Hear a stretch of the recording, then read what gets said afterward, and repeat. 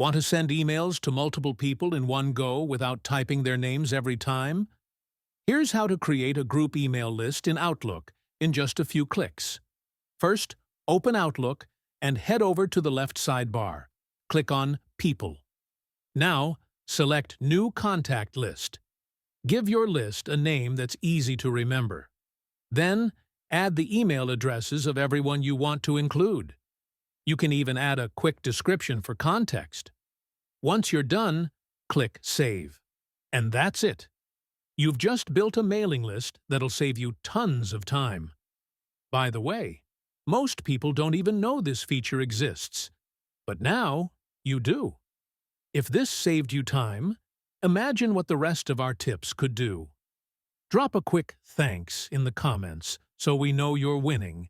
And if you like discovering shortcuts like this, you know what to do.